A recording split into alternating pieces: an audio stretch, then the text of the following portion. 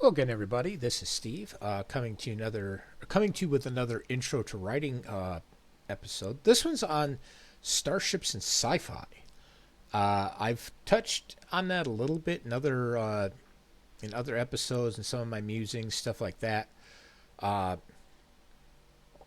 but in this one, I want to center on it a bit more because I've noticed as I read some of the more modern sci-fi that the writers who are writing it aren't placing a good amount of thought into their starships. Starships, space stations, small shuttlecraft, things like that.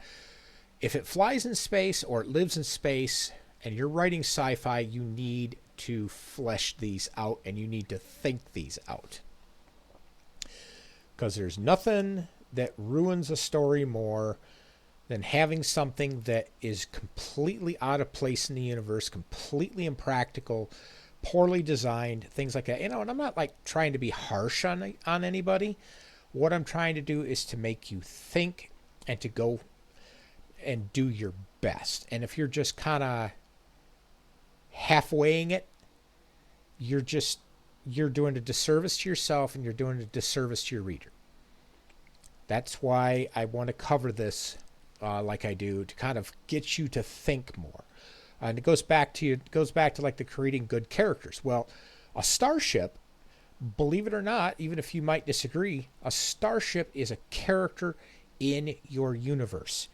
Even though it's not a living, breathing character, like a human being or a cat species or something like that, it's still a living part of that universe. It's just that it's mechanical life essentially. So that's something you have to think of when you're building the ships and how you're designing them, what their capabilities are, things like that. And you also have to keep them believable, either within hard science, soft science, meaning that it follows the rules of science as much as it can, while leaving a little bit for let's just say creative expression. And then there's the stuff where you start getting into the really crazy out there theoretical science, stuff that's not even theory, it's just completely ethereal, if you will, just like really, really out there.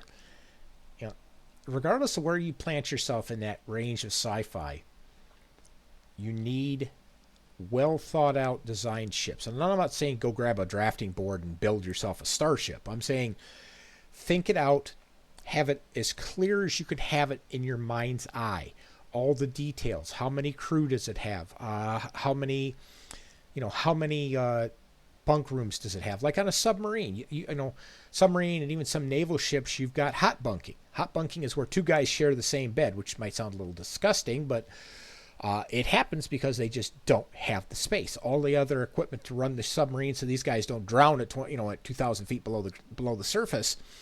That, and they have power, and they have food, and they have all this other stuff. Those things take up a lot of space. So these guys are like stacked 60 deep in a room. And in some cases, usually the lowest level guys on the totem pole are hot bunking, where you get it for 12 hours and then your bunkmate gets it for 12 hours. And since your shifts are opposing, you're not both going to be in the bed at the same time. He's gonna have the bunk for 12 hours. You're gonna have the bunk for 12 hours, and you may only sleep for 8. He may only sleep for 8, and there's a cumulative 8 hours, 2 hours on each end that he has it or you have it, where you're not in the bunk. But anyways, I'll skip that part of it. It's good to research that though, because the stuff that goes into modern naval ship operations will also translate into starship operations. Because a starship is essentially a naval ship without the water. Or at least that's a good way to think about it, because it'll keep you straight when you're trying to write and you're not going to be over there scratching your head. Well, how do astronauts do this and stuff? Well, you just take what the Navy does, apply a few things that NASA does, bingo, you've got a winner. So anyways, getting back to what I was saying, like how many bedrooms do they have? Do they have hot bunking? Do they have... do they have a mess hall? Do they have multiple mess halls? How big is the ship? What is its length? What is its beam? What is its height? You need to learn those things. And then you need to figure those out. You need to figure out practical details. Now, again, you may not use them all. Like I've said in other stories, for everything you work up, you're going to use about 10% of it. But that's fine. The reader only needs to know that 10%. You need to know the other 90 plus that 10%. That's why you need to go into extreme detail with these. Because like if you're going to write sci-fi and you're going to write about starships and traveling in the stars and stuff, you need to do your homework. You need to be detailed. You need to have voluminous notes. Because believe me, they will help you when you're writing. It'll make it so much easier because it'll make it easier to see the ship, how it works, how it turns. Is it slow turning like you see? Star Wars is a great example of this. You watch these, like these big, whatever those squid guys were, Admiral Akbar and them like that. Those ships, I mean, when they turned, they were like, they like turned like the Queen Mary 2, where they, they're just real slow in turning. And then there's other ships that, are as big as they are, and those things look like like you're driving a Porsche down the road, just drifting corners and all that stuff. And it just depends on the ship. Is the ship designed in such a way that it has the structure and the engines and the capabilities to make those sharp turns, or is it going to be something that's just going to be this great lumbering hulk that goes through the stars? I mean, if you look at like my Earth Fleet series, the Sir Genius class, that thing is stupidly overpowered. It's just like the Defiant. That was just stupidly overpowered. But if you also look at them, they're extremely agile, extremely maneuverable. Very, not dexterous, but very agile in the stars. And that's something you have to figure out. Is it a capital ship that basically just stands there like a man of the line and just bang, like the two sides just beat on each other? They don't really like maneuver and change course, and it's like helm, battle pattern Zeta or something like this, and your ship's like all over the place. If you're just sitting, if you're sitting there duking it out, and you're just standing there like a couple of dumb bumpkins on a firing line. Okay, your ship is probably not going to need really high power engines, but it will need really, really good shields and really good weapon systems. And you have to figure out all that stuff. Going into this a little further. One of the other things you have to look at, too, is space stations. They're a starship. They just don't move. Or if they move, they only move enough to reposition themselves. But the reason I say that they will move and they're considered a starship is look at Stargate Atlantis.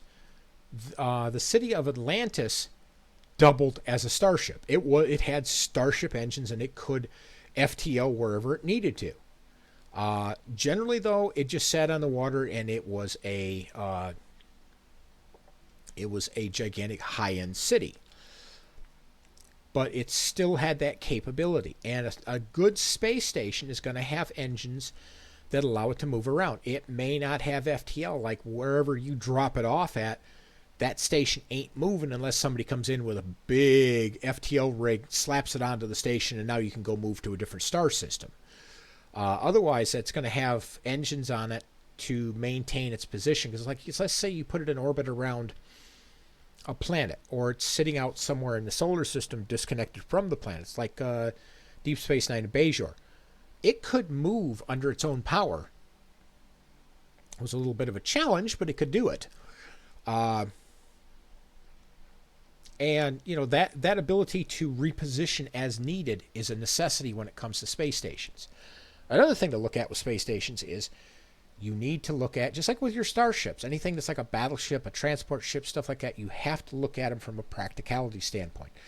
Is this an art piece, or is this something practical for people to live in and to trade and for ships to come in and out? Like this one right here, you're probably not going to take one of the big the super transports and back it up to this thing, plug it in, and start unloading stuff so you can supply everybody in the city. You're looking at a lot of littler cargo ships, like Millennium Falcon. I'm trying to think of what one of the other ones is. A lot of people know what Millennium Falcon is. I'm trying to think of another one that I'm familiar with that you might be familiar with. I can't think of one that most people would know about because I read some pretty obscure stuff. But there is this one cargo ship that's a super transport. This bloody thing is massive. I mean, it could roll past Deep Space Nine and make Deep Space Nine look like a little shuttlecraft, puttering by on its daily journey. That's how big this thing is. You're going to have, maybe you won't have super transports that big, but you're going to have them. You're going to have them from everything from like a little shuttlecraft all the way up to these great super transports. And, if you're transporting large quantities across long distances, you're probably not going to want to transport them with a lot of smaller ships. It's economically unviable and resource intensive because every ship is going to require fuel, which is going to require crews, which is going to require time. And it's just, you have to think of it in a sense of economics. What is the least, what can you use that gives you the most bang for the least amount of bucks? Well, that's where super transports come in. Like if you have a super transport rolls up to this thing, and is maybe 5, 6, 7 decks high, couple thousand feet long, you could roll that thing up, hook up to that station, and just offload tons and tons of stuff.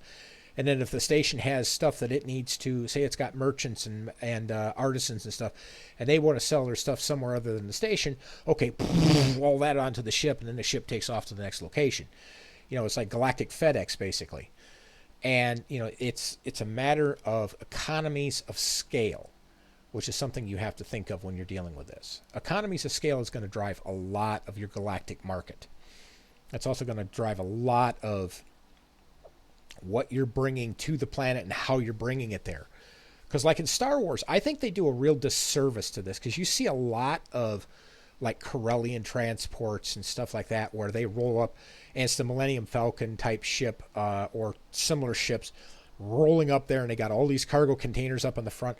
When it's in orbit, they're like, oh, that looks cool. They're bringing all kinds of stuff. No, plant that thing down on the planet and you're going to be sitting there with a magnifying glass or microscope going, where the heck did that ship disappear to? Because if you're feeding a planet like Coruscant, that's the whole planet is just one gigantic city. Yeah, you better be shuttling and super transports on a regular basis. Because like even in sorry, I got a tickle in my throat. If you roll in to like with in Destiny's Mission. The guys that roll in with supplies for Cebius, they just roll in with these super transports. Now the super transports might break up into tons and tons of self-guided pods that like scatter like buckshot and head down to the planet individually, and then as there's stuff on the planet that they need to ship out of there, they take previously sent self-guided transports or cargo pods that they've now filled with stuff to go off planet. Those all of a sudden fly up there and hook back into this super transport, and super transport eventually flies off with its new cargo. Like I say, if it's a small station, smaller cargo vessels are just fine. If you're talking a city planet or planet-wide city, yeah, you better be hauling the heavy hardware out there in the big friggin' transports if you're going to keep that place supplied. Because especially if it doesn't have its own means of production of food and resources and stuff. Because like Cebius was so massive as far as the city was concerned that they actually had to purposely set aside areas of greenery just to have a place that was greenery. Otherwise, everything for hundreds of stories down into the ground and up into the sky was nothing but city. Just constant city. There was almost no greenery on there unless you intentionally planted it, which created a problem, which is why they also had industrial sections scattered all across the planet where they had air processing plants that their whole job was to scrub carbon dioxide and unwanted chemicals and stuff out of the air, separate them, reprocess the carbon dioxide into oxygen, and then either take that CO2 off the planet or use it or not CO2, excuse me, take that extracted carbon and those chemicals and other stuff, and reuse them somewhere on the planet, or take them off planet and dispose of them somewhere, sell them to somebody if they want the raw materials when you don't have a use for it, things like that. That's things you've got to consider. Another thing, speaking of shuttlecraft, you need to look at the design of the shuttlecraft. What is its primary purpose? Is it essentially a sports car? Is it is it a personal transport? Is it a cargo transport? Like in Star Trek, the shuttlecraft they have there have two purposes. You can either transport a whole bunch of people, you can transport a whole bunch of cargo, or a little bit of both. Like the one in this picture, which, they leave it to Mid-Journey to screw something up. Because, that's not supposed to be engines up there. That's just, the engine's, well, it is an engine, but it's supposed to be facing back this way as far as firing and not shooting forward like a bunch of, quantum headlights or something. But, this one right here would be a personal transport. Single-seater. It's kind of a Corvette of transports designed to go from the planet to the surface. It could do FTL itself. So you have a one-person long-range shuttlecraft. At which point then you have to ask yourself, okay, what is the purpose of this shuttlecraft? What is the purpose of its being created? Is this just some rich boy's toy? Does it have a practical purpose? Is it a fighter? Is it well-armed? What's the shield capabilities? What's the FTL capabilities if necessary? Is it a patrol craft? Things like that. It could be a scout and research craft. It just depends. But it's things you got to consider. Another thing to consider is the cockpit view, because the story is not going to be entirely outside looking in on the ship. You're going to have starship bridges. You're going to have engineering sections. You're going to have the pilot's seat. Like in this image here, you've got people sitting on either side of you, and and then you've got the central. You got the central pilot station. Now, something else to consider too is visibility, because the one thing the pilot needs to be able to do is see where they're going and what they're doing. Because like if you're coming into dock and all you've got's a little 4x6-inch screen in front of you, dude, you're going to crash. You're just going to leave a divot in the side of the building. You want to have it where you got good visibility in all directions, or as many directions as you can achieve, and they have to be able to see where they're going. And some of that seeing includes sensors. You have to have good-sized display screens. You have to have sensors that can show them what is happening in front of them, around them, stuff like that. In other words, the experience for the pilot has to be information-rich, because otherwise all they're going to do is just make a greasy little, greasy little fiery splash mark on the side of a planet or a starship or whatever. Basically, if the pilot doesn't have enough information to do their job, everybody's going to die. So you need to make sure the bridge in the cockpit or whatever you end up having is well endowed and has good visibility, good information control and management, good ship controls,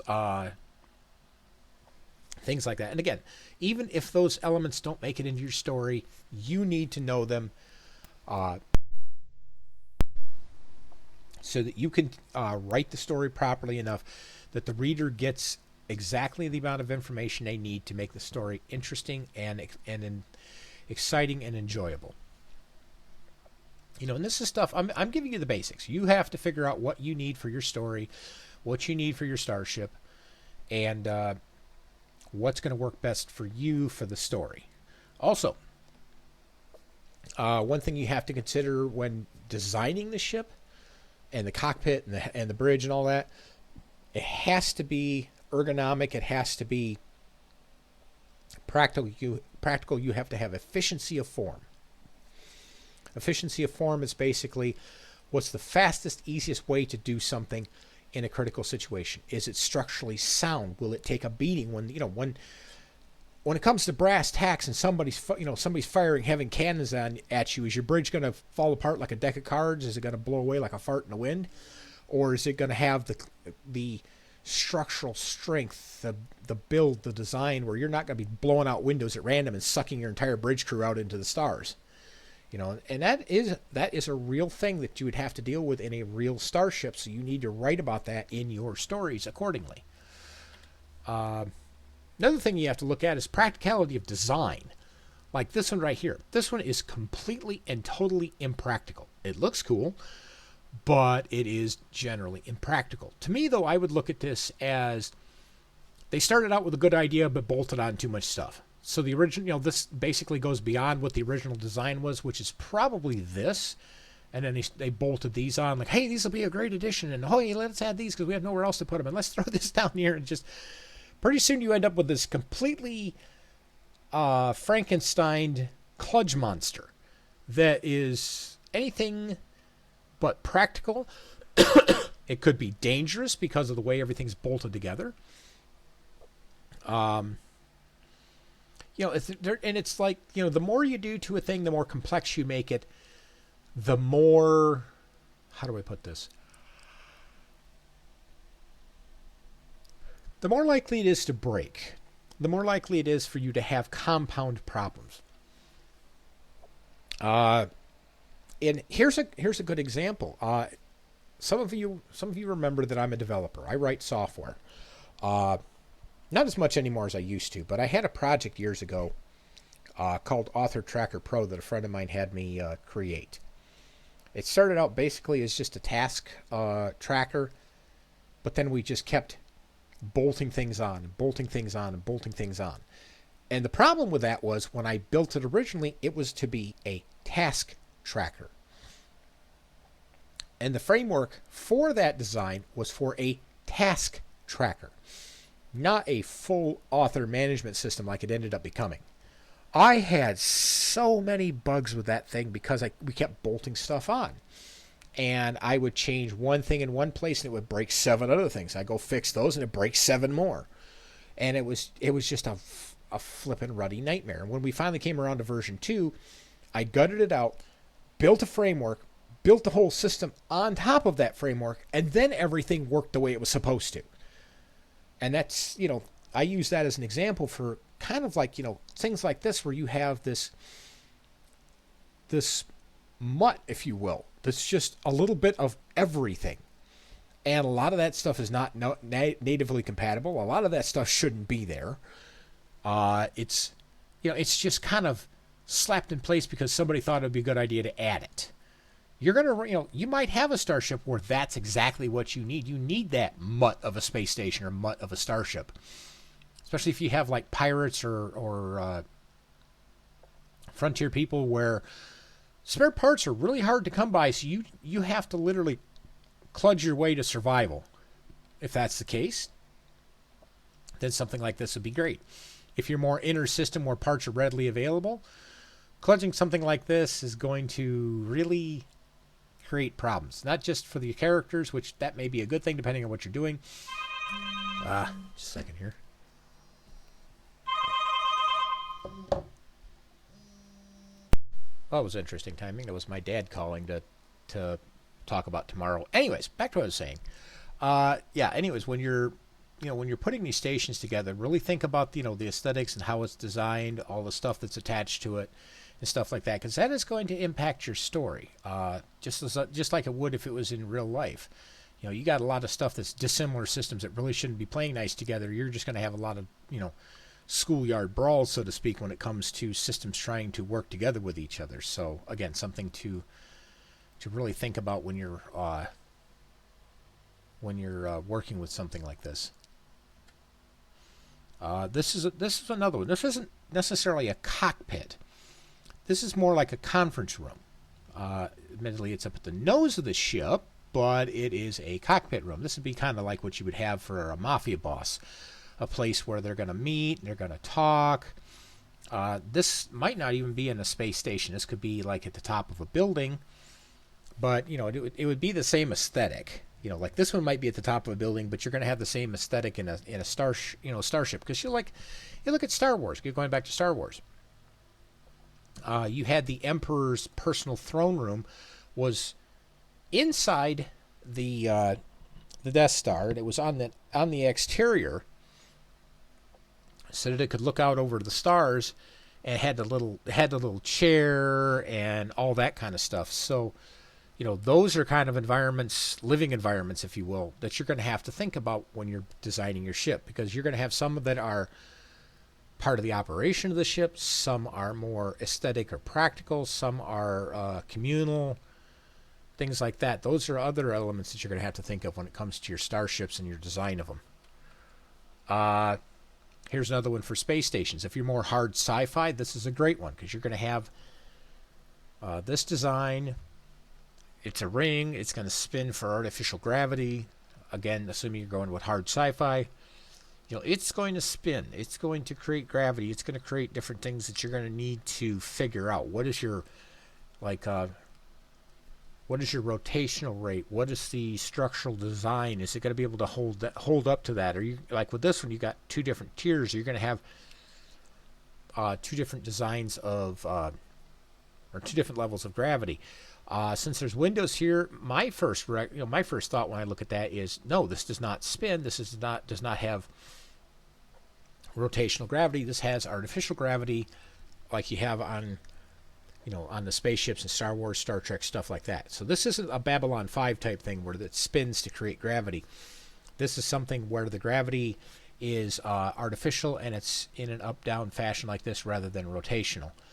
So that's something else you got to figure out, is what your gravity system is going to be like, because you don't want people running around for long periods of time in zero gravity. I mean, we've already seen with the International Space Station how much or how badly that wrecks the body. So you're going to want to have something there, or else all your poor denizens of those space stations are going to have to go down to the planet or somewhere with gravity for a few weeks every so often to get their bodies straightened out again. Which is going to really mess with them. Now, again, if you want that in your story, knock yourself out. Otherwise, no, you want something that's going to have. You're going to want to have something where you have a standardized gravity system. Even if you don't have to talk, even if you don't talk about it, you want at least some kind of gravity system so that the people can live normal, regular lives. Now, another thing to look at too with external design on starships. Like this is another what I would call this is a shuttle / fighter / personal transport, because based on the design here, unless if you're looking at it in standard scale, this is going to be a one-seater. If I didn't know any better, I would say this is a one-seater. Given this along the side, okay, that's probably a bridge, a very large bridge. Because these are individual rooms, so this is a very large bridge. It might be an arboretum, and the bridge is some tiny little thing down here. So, that these engines here, what is their purpose? Obviously this is a Midjourney thing. This is back when I was using Midjourney. Thankfully, I don't anymore. But, okay, it has these up front. Why does it have these up front? It's like, are these reactive thrusters where this pushes forward, this pushes back, combinations of these turn the ship and stuff? Because, like in hard sci-fi, you're going to need engines in all directions that can turn the ship and roll it around and spin it and stuff like that. If this is just regular sci-fi, maybe this is like the nacelle, like the points on the nacelle where maybe they dissipate heat or they're collecting energy, or it's like, what is the purpose of these? Are these, like I say, just straight engines? Are you looking down into the mouth of the beast where it's like where what you're seeing here is just the glow of the engine as it runs, etc., like that? What does it have for weapons? Like this one, I don't see anything really on here for weapons except maybe like a little nodule here and some other stuff like that. Otherwise, it looks to me more just like a personal craft. They might have some guns up here, but that's about it. It's not going to be very heavily armed. It's going to be kind of a personal transport type thing. Now, this one right here, if I remember correctly, this was one of my models for the Starships of the Abernai. My friend joked that it looks like a Star Destroyer and the Surgenius had a baby. But if you know my Starship, the Surgenius, you'll understand the joke. But you've got some of these like this. Like I said, this is for the Abernai. It's very long, very elegant, very white, kind of pure-looking ship, which fits with the character of the Abernai. They're very intelligent. I would kind of call them space elves in a sense. Very intelligent, highly advanced. They consider them, but they're also very arrogant and egotistical. They consider themselves the greatest race in the galaxy, and you better bow down and suck their toenails, because if you don't, they will kill you. They're very evil, very egotistical, but also brilliant, just extremely brilliant. And this starship is kind of meant to portray that, that attitude that they have, that we're smart, we're powerful, we're the best in the galaxy, and you better darn well know that. Now this one was something I made with the Microsoft image generator that was for Earthfleet. And the idea here was, if I had like the starships from the Varnock, what might they look like? And the Varnock is a very aquatic race. They're fishmen on a very fishy planet, no pun intended. So what is their starships going to tend to look like? They're going to tend to look like the native wildlife, the fish, dolphins, and sharks, and things like that. And like for them, these two tiny slits here would be all the bridge that they need, or at least all the bridge outlooks they need. This might be a large conference area or arboretum or something like that for the crew to relax and look at the stars and stuff like that. But in the end, it's a very fish-like ship. And some of them you don't have to have, like this, where it's very industrialist and very modern and kind of sterile in a sense. You could have something like this that's taken from nature, and that's the design of the ship. Then you could have things like this, great big looming Yamato-like battleships, like this up here could be like, because like at Babylon 5 they did this, where this up here was the fighter bay, and then you could have sensors up here, and then you've got big turrets up here, or this could be a main gun like the Yamato and Star Blazers, and you just pull the trigger and whole fleets go away. And have like little pop-out drones. This one's got like a double tower on it. If that's practical for your ship, do it. The thing, though, you have to remember is with space stations, unlike regular seagoing battleships, you don't need the main tower like this. I cover that in my... what was the name of the book? It was... or it wasn't a book, it was a story. I think it was the Gorlon Encounter, where one of the things that was discussed is they had I think it was a destroyer, if I remember the story correctly. And that destroyer did not have the big conning tower that this thing does. It was a very flat design. So if you take those two towers off of it, it was just the main body like this, but that main body was bristling with firepower. They had guns down the side, down the bottom, across the top. I mean, that thing was just a porcupine of firepower. And when you're talking spaceships, that is a very, very practical design.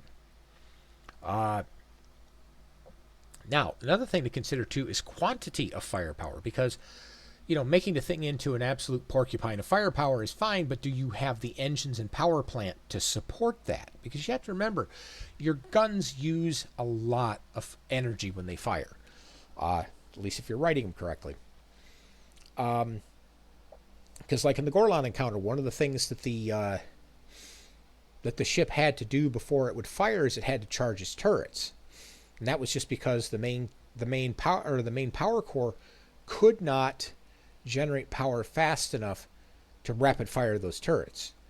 So if you wanted to rapid fire those turrets, what you did was you took the time to charge all the turrets, because they all had like a big energy capacitor. And you would fire, roll, fire, roll, fire, roll, fire. Well, now you got to stop for a little bit and charge all your turrets, but you could rapid fire that way, and the captain does do that in the story. He rolls his ship over, like whatever turret set or whatever group of turrets is ready. He rolls them over, pops up out of cover, boom, boom, boom, drops back down, starts charging those turrets again, and then rolls the ship again. And of course, you're in space. There is no such thing as up. Up is whatever position you're in. So you could have, like I've said this before, you could come into space next to a planet, and to you, you're entering the battlefield in the vertical upright position. To somebody else, they could be completely 180 degrees from you. They look like they're upside down, but from their perspective, they're in the upright position and you're upside down. So that's something you have to think about. And that just, in deep space combat, that just screws with the mind.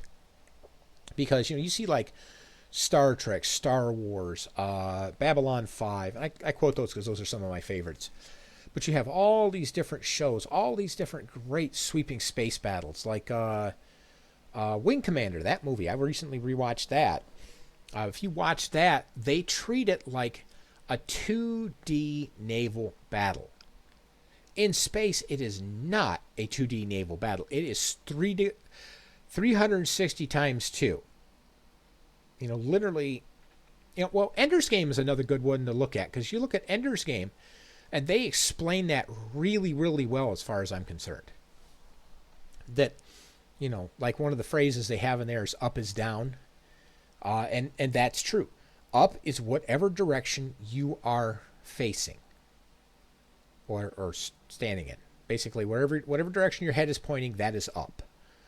And, like I say, for people who live on planet Earth or on a gravitational body where you have a defined up, you have a defined down, and you have a 2D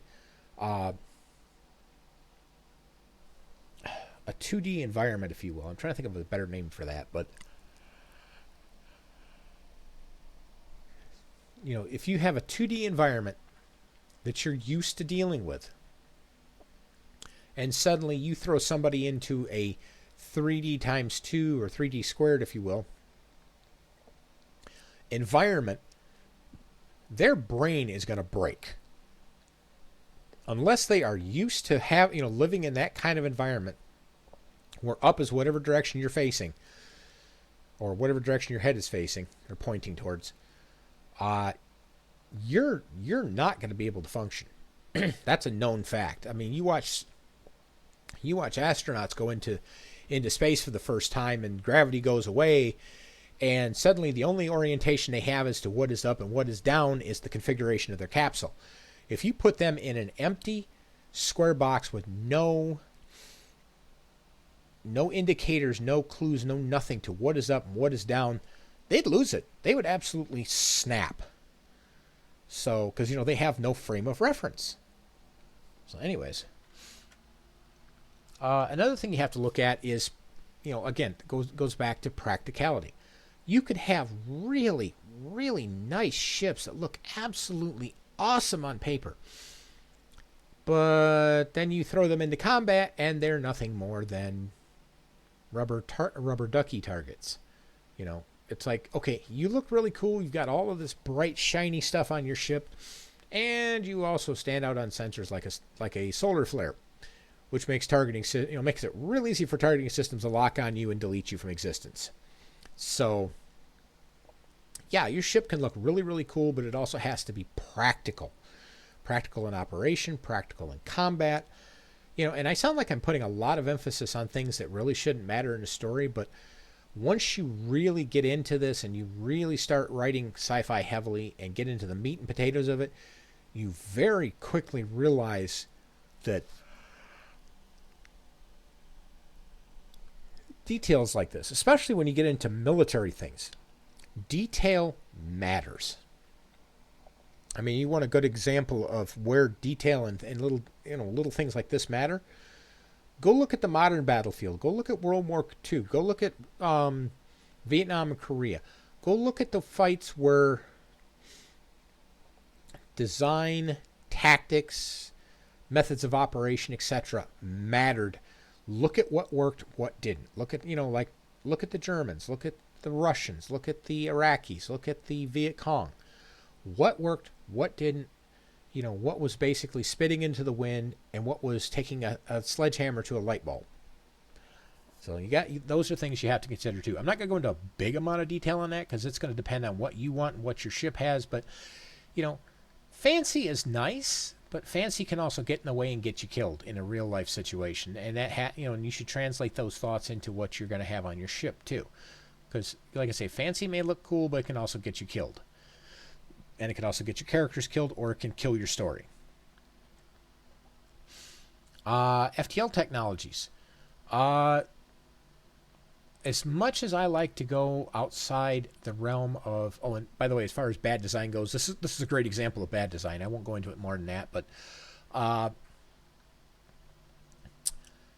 when it comes to like FTL technologies, I don't say like stick to hard science fiction, because with hard science fiction, the only FTL technology that they have that they accept is wormholes. Everything else is no, it does not exist. Like Interstellar had wormholes, and Interstellar was hard sci-fi. The Expanse doesn't have FTL because everything happens in system inside a soul. But you have Wing Commander. They did jumps through wormholes and black holes and gravity bodies. And, that was their only form of FTL. But then you have Star Wars and Star Trek. Like Star Wars had hyperdrive. Star Trek has warp drive. My universe has a mixture. I have warp drives, hyperdrive, which coaxial drive is just basically a glorified hyperdrive. It's called coaxial drive just because of the power core, not because of the FTL system. They've got Slipstream, and Slipstream is not unique to Star Trek, by the way, just so that everybody's aware. Slipstream's been around for a while.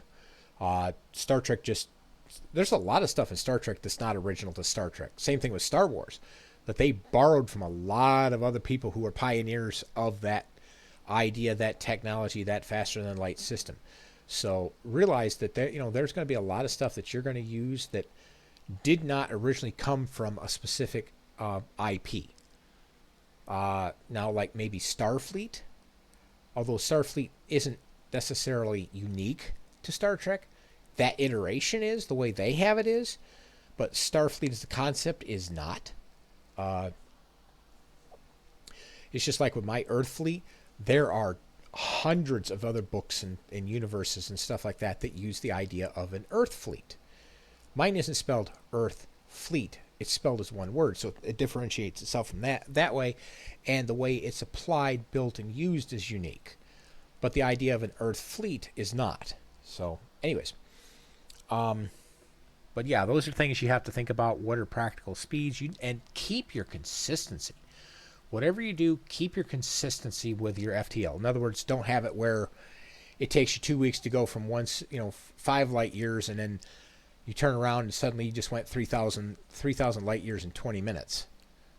So keep your system consistent. If you can, if you do that kind of thing where you have it like it takes 5 months to go 5 light years one moment, but then it's you cross 5,000 light years in 2 hours. Explain why. Explain how. What is the difference? Did you use a different method of the system? Was the slowness the first time because you were slow walking something? Explain that. But at the same time, have consistency. Consistency is important. If you have to do a bunch of sci-fi or a bunch of research and planning and stuff, do it. Just go full in on it. Because the more you know, the more you plan, the more you build, the better your story will be. Because, the more fleshed out the world is, the better you can write that world and write about that world. Here's another good example. Starship looks cool, but if I was to go in here and say, okay, where's your weapon systems? You guys seeing any weapon systems in here? I'm not. And yet this is, from everything I can take, this is a battleship. Very well armed and very well equipped battleship, but it's a battleship with some weird statue dudes standing on top of it. I don't know what that is, but you might have, like, here you got torpedo launchers here, or you got torpedo launchers up here, but okay, torpedo launchers and a handful of cannons, that doesn't look very threatening to me. But here, down here too, is another good example of a starship built with an aquatic design. Like, this could be Earth, this could be a aquanoid species, this could be a lizard species, and maybe what is showing here is this guy's just starting to jump into FTL or something. But just, like I say, just something to look at is like, okay, the ship looks cool, but How well can it defend itself? From what I'm gathering here, probably not all that well. It's more there for show than it is anything. Now, if it's a Deep Space Explorer, that's a different story, because those don't need to defend themselves all that much. But it's still something to keep keep in mind. And now another one. This one, completely impractical. Like, what even? And again, they're fighting this battle in a very 2D fashion, because you can see the explosion, you can see how the ships are traveling, how they're fighting, what they're doing. Entirely 2D, which is entirely unrealistic for space combat. And that's the end of that. Okay. So anyhow, that's Starships and Sci-Fi. That's all I have for this. Sorry it went a bit long, but I figured, just like with a couple of the others, I needed to cover as many points as I could with this, because the more you know, the better you can write. The more you do, the better you can write. And the better you can write, the better the stories you will have. The better your notes, the better the stuff you build out. And some things, don't be afraid if you have to just kind of build it as you go. But understand that at some point you're going to have to go back and fix things, because as you flesh it out while you're writing, stuff's going to change, stuff's going to adapt, and you're going to have to go back and realign other parts of your story to fit those changes. That's why you want to do as much as you can ahead of time, but I also realize that sometimes you can't do things ahead of time, and you have to kind of do them as they come. As the idea comes to you, as you go through there and you realize, hey, I need this and I need that and I need the other thing. That's also where over-planning comes in, because the more you plan ahead, the more you do ahead, the less you're going through the story somewhere in the middle and going, oh, shoot, I need a way to tractor another ship and, take them into tow at maximum warp without ripping the ship apart. Well, how do you do that? Maybe you go the simple route and say, well, I've got specialized tractor beams that can transfer my warp field onto the other ship, and then we're able to travel like that. And, hey, no problem. Okay, that's fine. In another case, you might have it where the towing ship can't do that. So how do you get the other ship into warp?